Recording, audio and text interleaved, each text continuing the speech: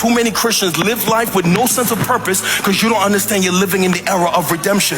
But if you understood you're living in the era of redemption, your days will be more meaningful, your prayers will be more meaningful, your time will be more meaningful. You'll serve, give, and pray with more purpose if you understand that the end is coming. 4, on the other side of redemption, number 4, consummation. That's what the scripture teaches us. That is, watch, the end of all things as we know it. Friends, that is right around the corner, in which the Lord will put in his return.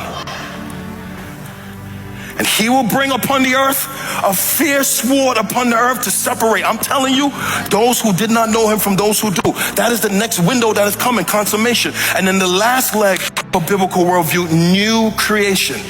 See, this is important because so many of you spend all your time trying to create utopia down here.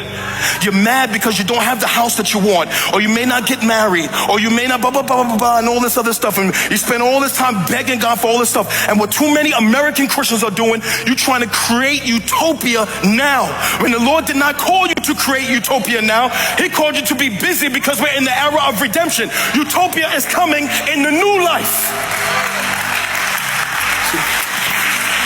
See, y'all don't want to hear that. That's why everybody on social media is trying to build monuments to themselves.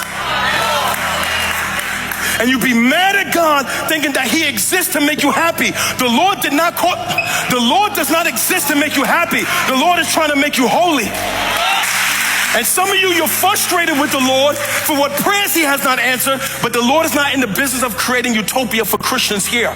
Let me just say this, parenthetically insert. There's some of you be crying about stuff the Lord won't answer. He intends not to answer some of your prayers around your suffering, because it is your pain and your suffering that makes you long for a life that is better than this one. The Lord would be unwise and cruel to make everything in your life perfect, because if everything in your life was perfect, you will have no desire for a better place. So he leaves on his children a certain sprinkle of suffering, a certain sprinkle of disappointment, a certain sprinkle of unanswered prayers. Why did this loved one die? Why am I dealing with the sickness? How come you won't heal this right now? Why do I got tinnitus in my left ear and I am afraid of silence? Because I had to retrain myself how to think, pray, and write sermons with that noise in my left ear from the audio injury I got 2 years ago that Lord has not healed. Right?